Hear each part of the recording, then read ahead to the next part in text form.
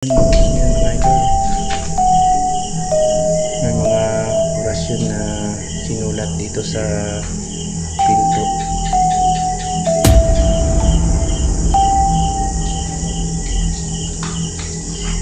Parang Idol, it's me again, Bags24 TV, Ghost Hunter.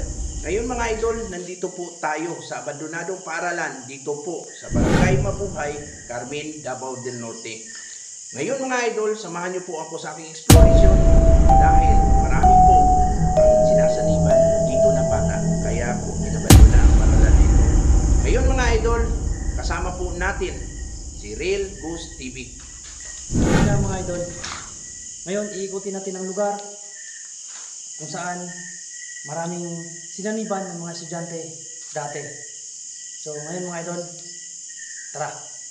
Ngayon mga idol, samahan niyo po kami sa pag-ikot sa buong area ng paaralan na ito. So tara! ngayon mga idol, nandito po tayo sa sentro po ng paaralan na to. So nandito po yung monumento nung ni Jose Rizal. So ito po yung parang entrance po ng paaralan na to. Ayun mga idol, masyadong maraming puno na po na tumubo po dito sa lugar na to at puro na po halos damuhan yung nandito. So ngayon mga idol, papasok po tayo doon sa area na yon, dyan doon sa area na yon. Titignan natin kung mayroon pa bang bakas ng paaralan doon na kita yung classroom nila. So tara.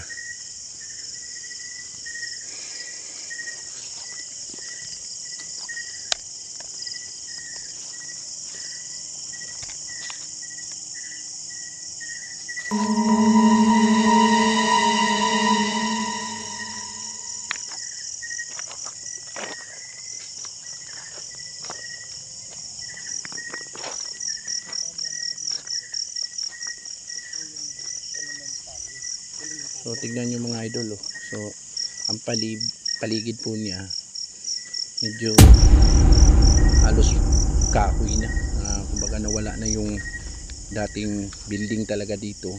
So may building pa doon. Ayun, medyo natatabunan na po siya ng mga puno ng kahoy. So ito po yung building ng high school na nasunog. So yan, ito po yung building ng high school na nasunog dito. Kaya nabanto na to mula nung nasunog yung high school. Marami ng paglaban na nangyari dito sa lugar na to. So yan. So ngayon mga idol, mas lalong kinakatakot nila simula nung may nangyari dito sa paaralan na to. Laging may nagpaparamdam sa building na yan, yung opisina.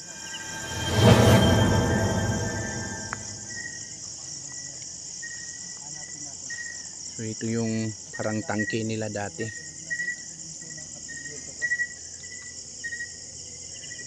Malaking tuko.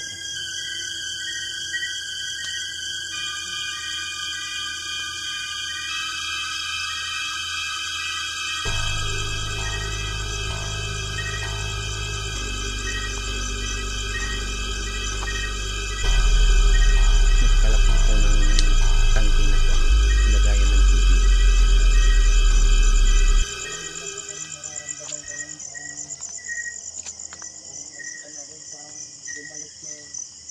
Isipan ko sa dati.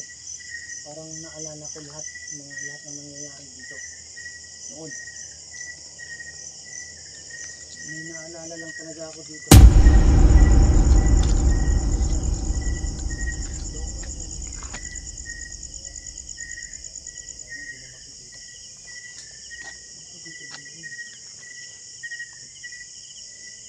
Simula nung may nangyari dito, namatay dito sa paralan na to. Sunod na yung trahedya na nangyayari dito sa lugar na to. Kaya ngayon wala nang dumadaan dito at pumupunta dito sa lugar na to.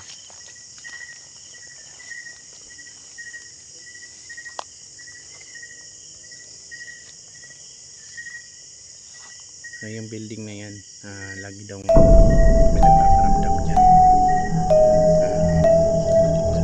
Bando na itong paralan na to. Kung nag-operate pa itong paralan na to, yung building daw yan, may nagpaparamdam daw dyan.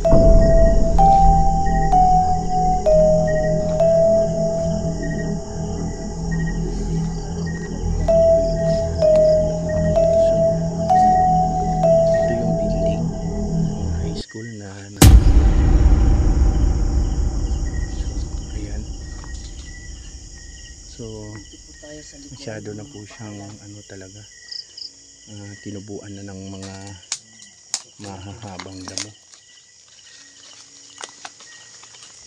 Kasi dati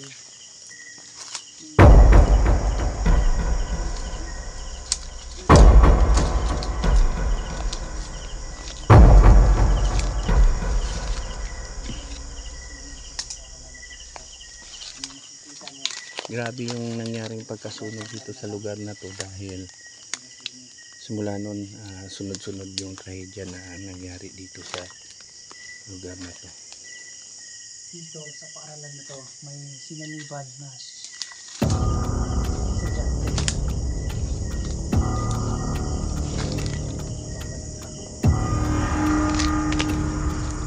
Yan. Lumipad din, no? May malaking ibon lumipad.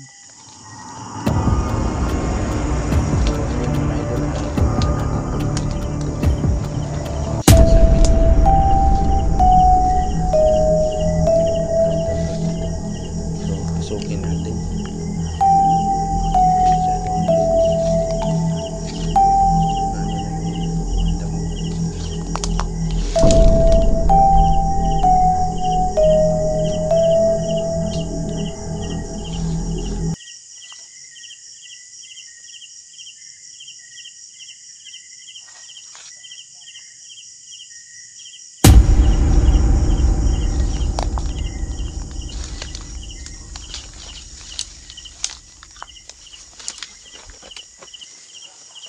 Tingnan natin tong building na sinasabi nila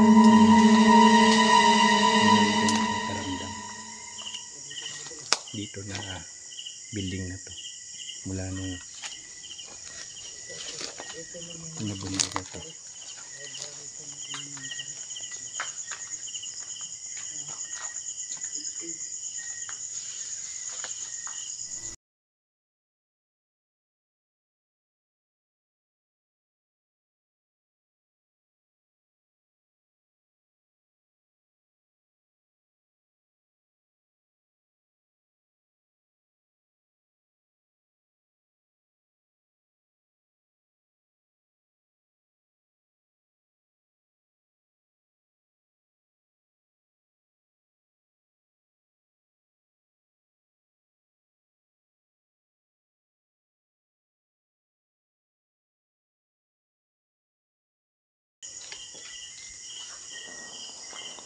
So ayun, kakaibang presensya yung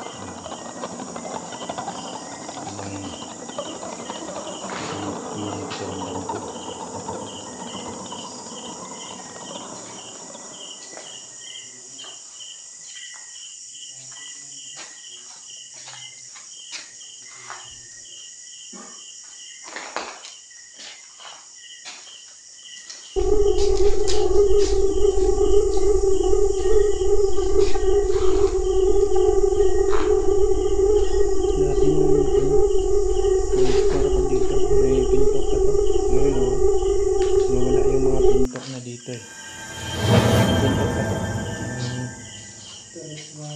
So siguro mga ilang taon natin dumaan.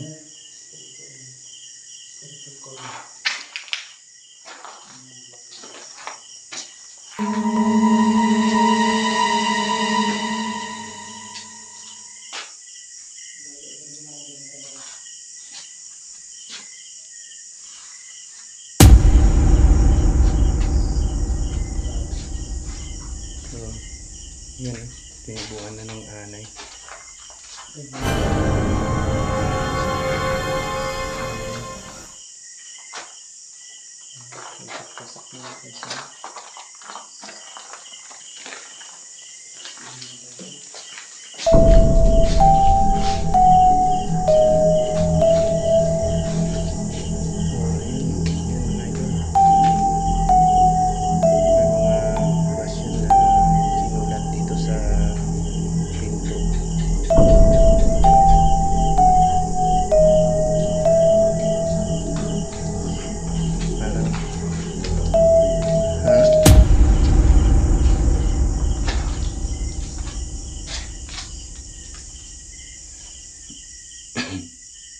Parang ano, buto ng paa ng manok o ibon. Ito nakalagay dyan. Ano, kadikit eh.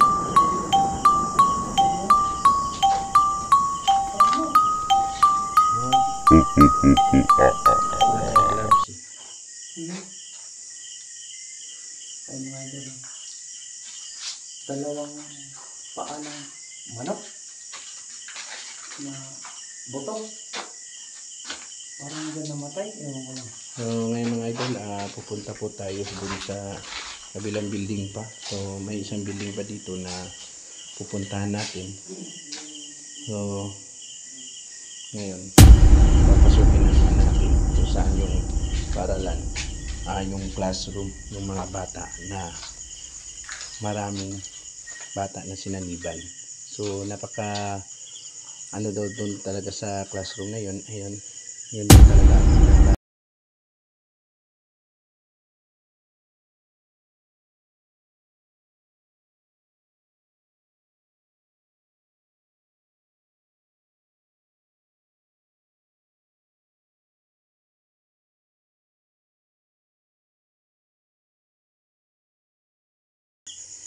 Kakaibang elemento na sinaniban pa yung ibang bata na nag-aaral dito sa lugar na to. Galing na ba tayo dyan? Wala pa. Yan yung paralan na, yan yung classroom na ano, Parang galing na tayo dyan. wala. Yan yung classroom na maraming sinaniban ng mga bata. So mag-ingat ka dyan. Sobrang malakas daw yung elemento na o espiritu na magpaparamdam dyan.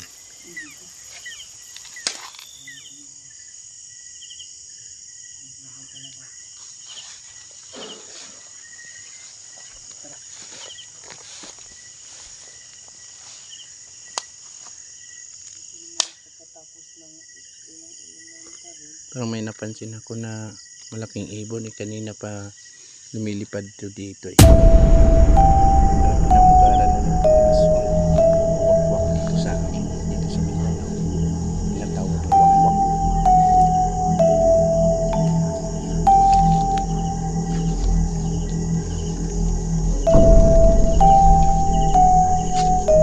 Ito yung paralan. Ito yung classroom na maraming bata na sinaniban.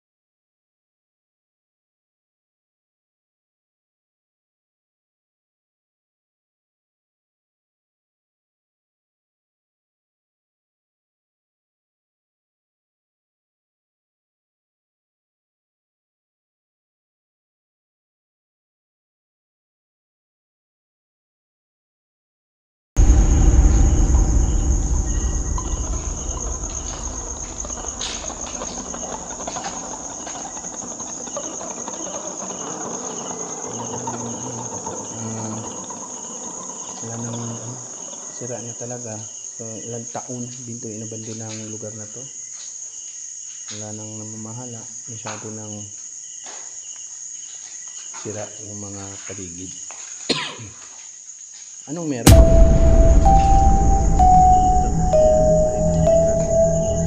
Lababo to.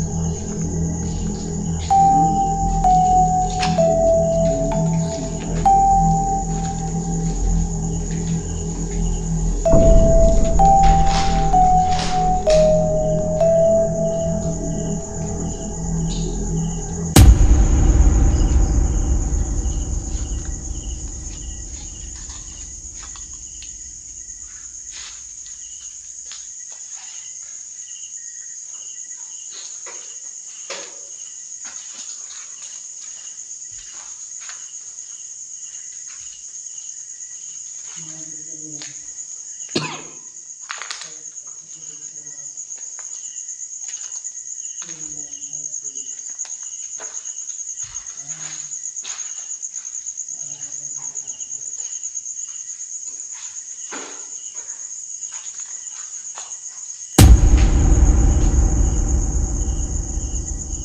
oras ngayon mga idol,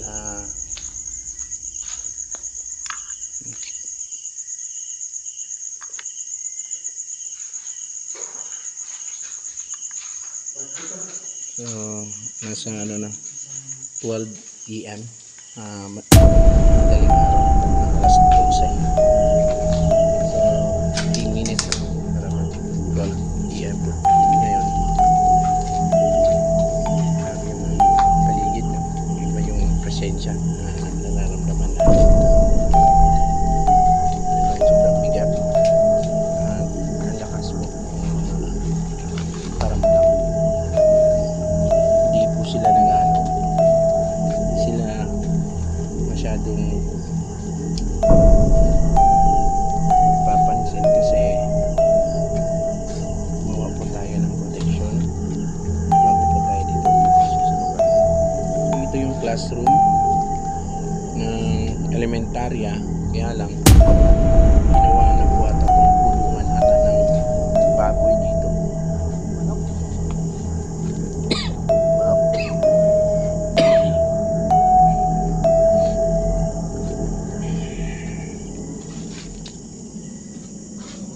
Wala nang bubong, oh. Sira na talaga. Ubos na. Wala nang bubong na natira.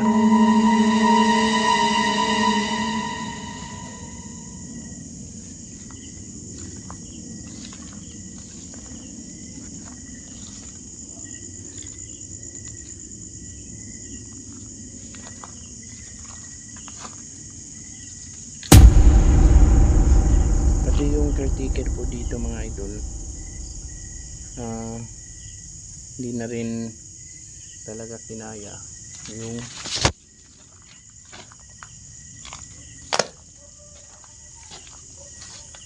pagbabantay dito kasi sobrang lakas po daw ng paramdam.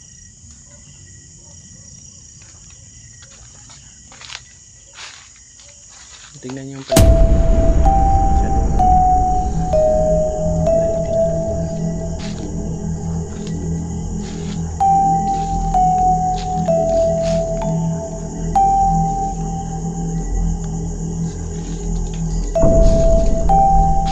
Oh, hoy, ano yun, oh? Mag-ingat ka. Ang laki ng ibon, pumunta dyan sa'yo. Ano yun?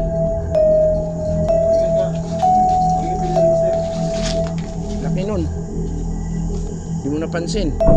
Kanina pa yan, parang kanina ko pa yan nararamdaman eh. Doon pa yan, oh, nanonood sa atin. Ka, papunta talaga sa'yo, parang babanggain ka eh.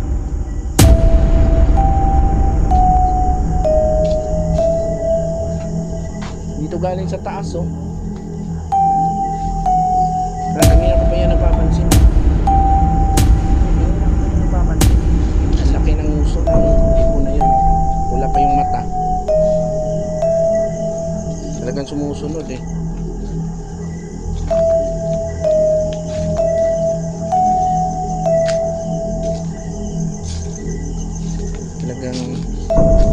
Talagang pinamahayan na to ng ano, aswang dito o wakwak dito sa amin. Ayan. Di ba? Sabi ko sa inyo, kanina pa yan eh. Kanina ko pa yan napapansin eh. Kasi kanina nung nandun pa lang tayo sa bungad, parang nanonood na eh. Parang nabubulabog ata eh.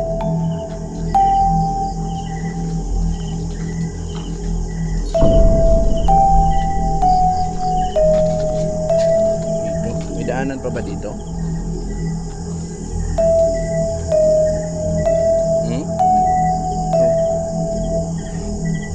Wala nang daanan dito? Ano daw? So, kailangan na natin bumalik. Ha? So, ayun mga idol, ito na yung hangganan ng exploration natin. So wala na. Ito na yung pinakahuling building na nakatayo pa dito sa lugar na to.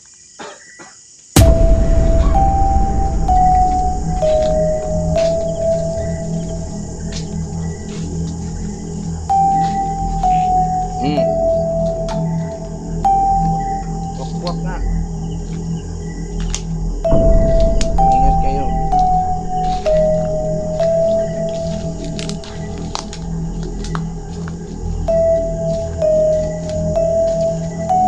Talagang ano to dito, ginawa ng pugad, pinupugaran na ng aswang. Kakaiba yung ano, yan yung ang napansin ko kanina na parang ibon na na itim na lumipad papunta kay rail. Ha? Ano yan? Basag pa na. Delikado yan. Nalaglag sa yan. Delikado yan. Basag na ano, buti, delikado yan. Tara, parang dito tatandaan.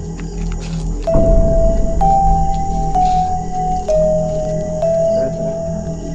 So yun mga idol, tapos na po natin na ikot yung paralan. No?